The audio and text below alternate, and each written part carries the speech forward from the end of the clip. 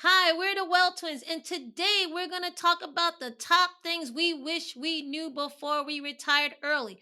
Nani and I both retired in our mid 30s, and with things that we know now that we wish we knew before early retirement. And today we're going to go over all of them. So, the first thing we wish we knew before we retired early was that you may suffer an identity crisis. Now, what do I mean by that? In our culture, we're very centered around work. Have you been to a party and the first question someone asks you when they're first meeting you is, "So, what do you do for a living?"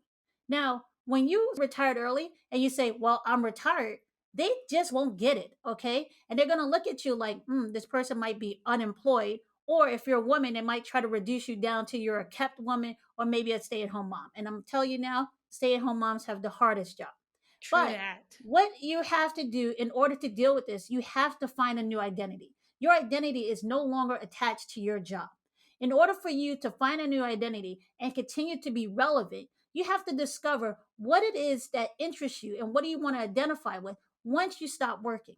One thing that we did that helped us reduce our identity crisis section of this time of early retirement was actually do a test run into early retirement. Nadi and I both took a leave of absence from our job where we took 3 months to figure out how we would feel in early retirement. We used that time to figure out what we wanted to do, what we wanted to be known for, and also how to handle those awkward conversations with people that were still working. Another thing that you can do is actually read some books. One great book that I liked and I read was Ikigai. The Ikigai book tells you what you can do in life to be fulfilled. If you find something in life that will help bring fulfillment to you, you are less likely to suffer an identity crisis. The second thing we wish we knew before early retirement was the cost of health care. I mean, oh my gosh, guys. I have a family of five and I lived in New York City. If you would have seen how much money we were paying for healthcare outside of the job, it was absolutely crazy. And no one told me how much healthcare would cost. It was so expensive, and the cost of healthcare was actually based off of our previous year's income.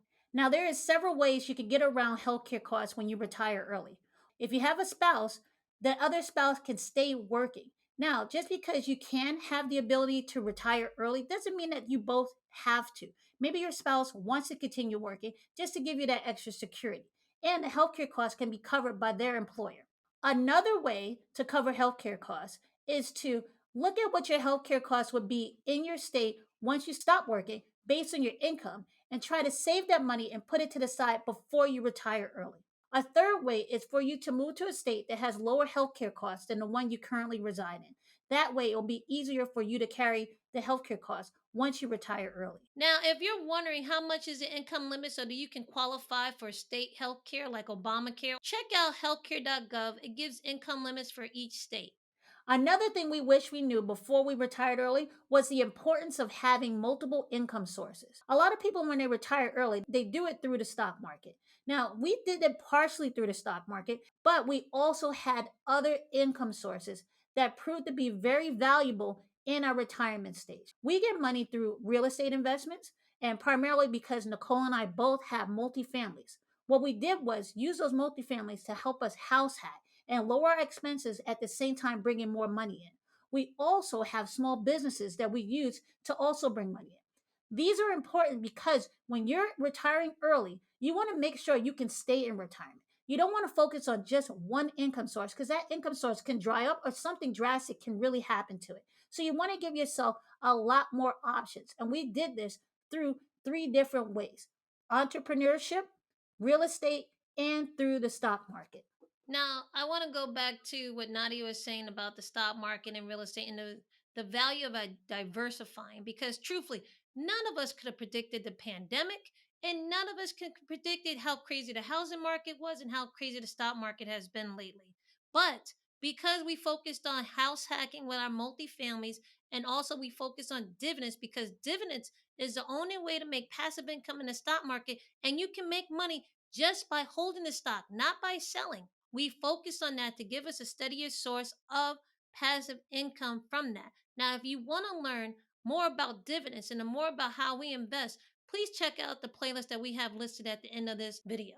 Now, you know what? I just want to add one more thing to multiple income sources. When people tend to retire early, they start pulling from their investments and they live off of the income from there by withdrawing 4%. Me, I'm still very young and I still say, you know what? These multiple income sources prevent me from having to actually withdraw from my investments, leaving my investments in the market to be able to grow more so that later on, in case I need more money, that money is available to me. That's another benefit of having multiple income sources. The longer you can have your money grow, the better and longer you can stay retired. Guys, we want to hear from you. What do you think? Do you think it's good not to rely just on one income source and it's better to have multiple or vice versa? Let us know down in the comments below. The fourth thing we wish we knew before early retirement is the amount of time we would have on our hands. I swear, it feels like I tell people I'm like an adult kid. I have the freedom of the kid, but I'm an adult and no one can tell me what to do. So it's kind of like a double edged sword, but also a good thing at the same time. I don't have anyone telling me what to do, so I have to be mindful of what I should be doing throughout the day so I don't waste my time. But when you have so much time on your hands, sometimes you can get lonely. You know why? Because guess what? Most of your friends are actually probably still working and they can't hang out with you on the times of day that you want to hang out with them. So you have to figure out what you can do on your own most of the time or find like minded people. I have become very comfortable with spending my time by myself or with my twin who also has retired early. When you have a lot of free time in your hands and you don't organize what you're going to do with that time, you're going to have people try to dictate what you should do with that time. They're going to say, "Oh, you're free. Can you go run this errand for me? Oh, you're free. Can you go do this? Or can you come over here?" They're going to try to monopolize your time. And you didn't retire early for someone else to tell you what to do and take up your time doing what they could do on their own. So Hmm. it's very important for you to know what you want to do, know this is what my plan is each day and how can I be productive. And if I want to sit down and not be productive, don't let anybody else try to monopolize your time. You're going to end up being resentful because everybody thinks you have all this free time. Why are you not helping them?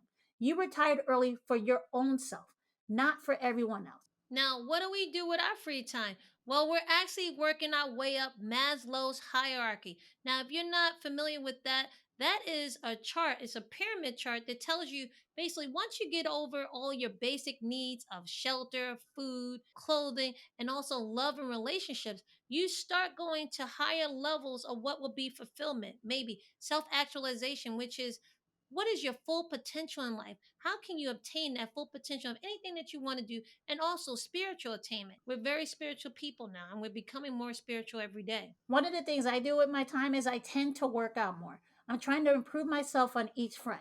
Before, I didn't have time to work out or was on someone else's schedule. Now I'm able to plan my workouts and really focus on my health because I have that time now. And this is what I choose to do with my time. I also volunteer and contribute to my community. If you're interested in learning more about Maslow's hierarchy, check the link below in the description.